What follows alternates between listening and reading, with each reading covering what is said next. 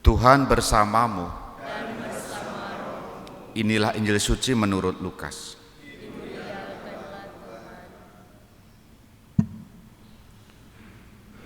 Yesus berkata kepada murid-muridnya, "Tidak mungkin tidak akan ada penyesatan, tetapi celakalah orang yang menyebabkannya.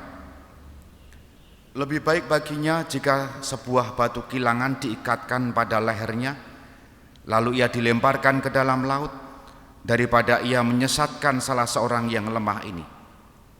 Jagalah dirimu.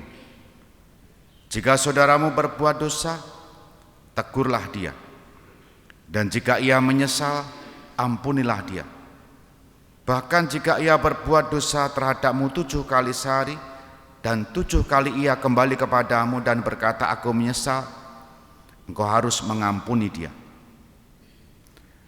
Lalu para rasul berkata kepada Tuhan, "Tambahkanlah iman kami."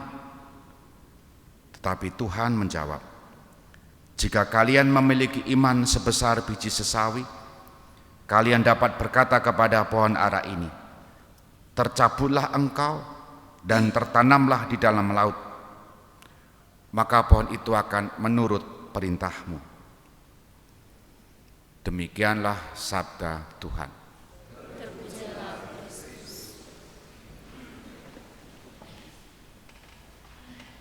Dalam salah satu kelompok, 2 kelompok ataupun komunitas ataupun perkumpulan, selalu ada yang namanya troublemaker, pembuat kegaduhan. Mungkin kita bisa mengira-ira, menduga-duga ya, kita punya kelompok apa, di mana di situ ada kumpulan orang-orang, termasuk komunitas. Misalnya dari 10 itu, yang trouble berapa biasanya? Kalau guru-guru pasti lebih gampang, dalam satu kelas itu bisa dipetakan kelas mana saja yang biasanya lakon, tokoh, murid-murid yang biasanya bikin kacau. Bisa membayangkan ya kira-kira. Bahkan dalam satu keluarga pun anak 9 misalnya ya, itu ada 1-2 yang biasanya trouble. Biasanya ya, saya tidak mengatakan memastikan. Lah anak 2 saja, 1 anteng 1 repot, itu juga sudah yang repot itu trouble kok ya. Itu gambaran yang bagi saya sangat lumrah. Yang namanya berkomunitas, yang namanya hidup bersama tidak pernah bisa memuaskan satu sama lain, dalam arti keinginan-keinginannya, pikiran-pikirannya yang harus sepakat dan seterusnya. Karena masing-masing punya keunikan. Dan bahkan keunikan itu semacam kelebihan, kepunjulan yang membuat orang lain bisa jadi judek. Nah, Injil hari ini mengingatkan kepada kita bahwa kita hidup berkomunitas, hidup bersama dengan orang lain.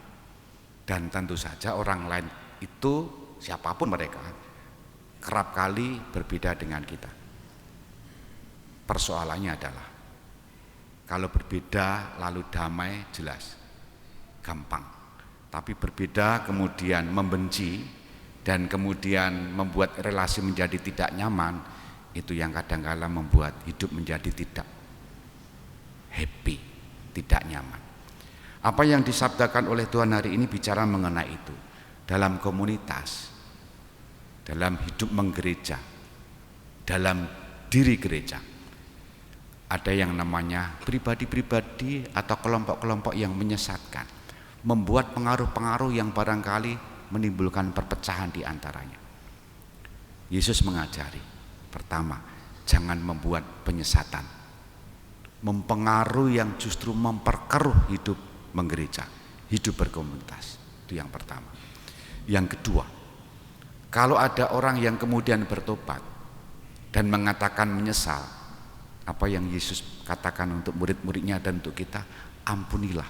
Dan pengampunan itu tidak terbatas. Pertanyaannya adalah, mudahkah kita mengampuni? Jawabannya gampang, tidak mudah, gitu kan?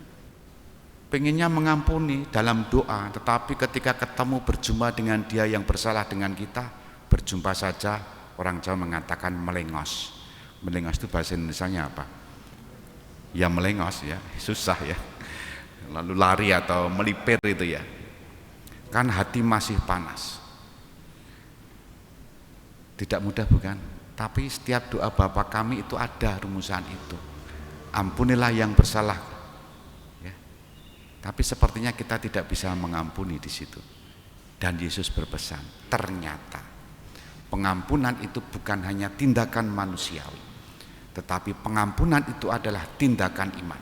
Oleh karena itu Yesus tadi mengatakan, para murid mengatakan, tambahkanlah iman kami. Dan Yesus mengatakan kalau kamu punya iman sebesar biji sawi bisa memindahkan gunung atau pohon ara ini cabut.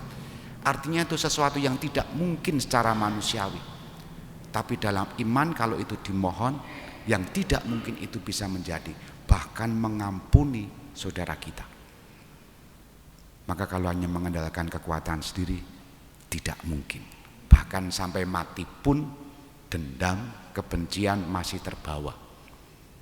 Panggilan kita adalah panggilan pengampunan. Mengampuni sesama kita, dan itu buah iman kita.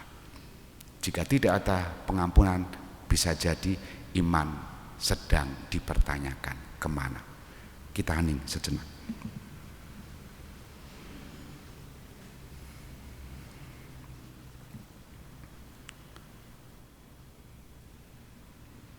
Dimuliakanlah Yesus yang dulu hidup, sekarang dan selama-lamanya. Amin.